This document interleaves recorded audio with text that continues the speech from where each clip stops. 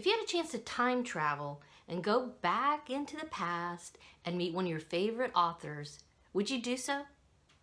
I think I would say yes to that. Honestly, it's very intriguing, and that is what drew me to the novel called The Jane Austen Project by Kathleen A. Flynn. This novel was published in 2017 by Harper Perennials, and I listened to it on Audibles. According to Goodreads star ratings, it got 3.68. Personally, I gave it a 3. As far as Amazon ratings go, it got 4.4 stars, so almost 4.5 stars there. And it got 4 stars on Audible, so not too bad.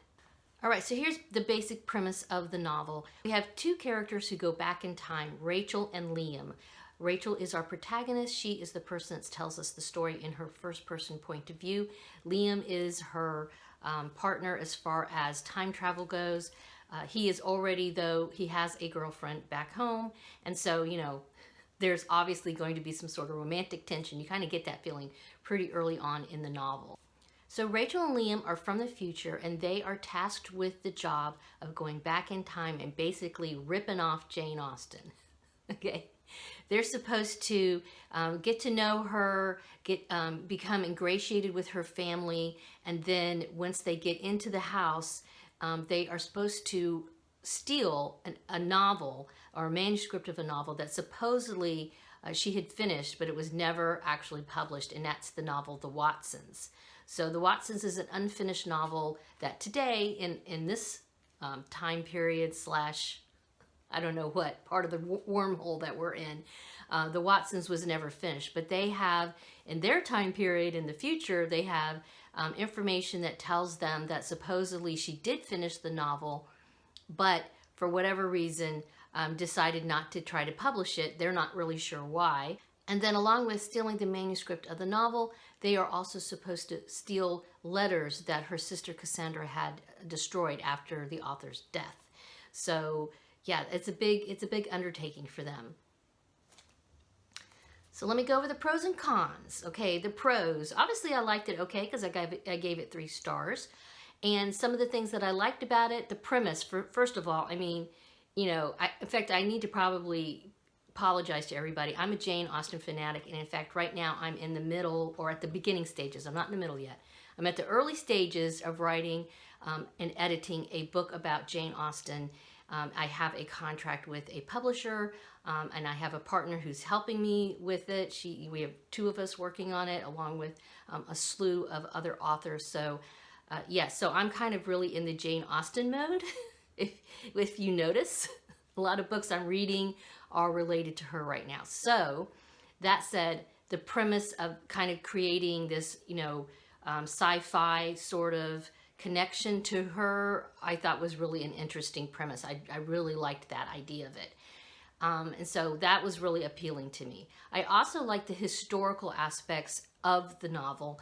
The author does a really good job with integrating real facts that I personally know about. And if she made anything up, I believed it. Okay, because of course this is a fictional book. I also like the fact that she has characters from Austen. I mean, she has Jane Austen as a character in this novel, along with her sister and her mother, her brothers. In fact, there's one character, Henry, that is her brother, that is a big part of this novel. And so that, to me, was very appealing. All right, as far as cons go, the reason why I gave it 3 stars out of 4 was that it felt slow to me. It felt, and I mean, they're going back in time, and then they have to sort of integrate themselves into the community around them. And obviously they're way into the future, and they're going back to the 1800s. So that there's a lot to do, right? They have to figure out how to get their money into a bank, and they have counterfeit money. They have to get lodgings. They have to make people believe they are from a certain, that they are from the time period and also from a certain economic status. So, I mean, there's a lot of minutia to do before they can actually get to Jane Austen. And so that part of it, while I understand was necessary, I have to admit it felt slow, and I'm like, where's Jane? I want Jane Austen. Where's she at? My other con would have to be with the characters. I'm very attracted to character-driven novels. And of course, Rachel is the main character here, and it is about her experience and her, it's all about her experience, yes. So, but I don't know, for some reason I had trouble connecting with Rachel. I don't really understand why that is. Yes, I don't know. I don't know why. But it's a personal thing. She didn't resonate with me that well. And so that was kind of a little off-putting.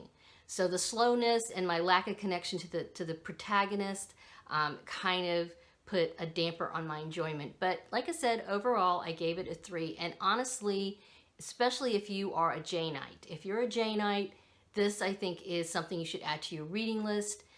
If you're not a Janeite, but you're into sci-fi, you might like it. You don't have to be a Janeite to understand it either, so that was also, I guess that's also a pro. It's not important that you have an understanding of the history or anything like that, or any of her novels. So you don't have to be an educated person on Jane Austen to have an understanding of what happens in the book. So I would say if you're a Janeite, add it to your reading list.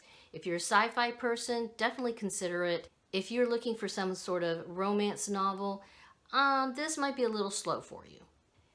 If you've read this novel or you're thinking about reading this novel, let me know your thoughts in the comments down below. Please subscribe, hit that little bell icon, and thank you for spending a little bit of time with me as I talk to you about what's on my bookshelf.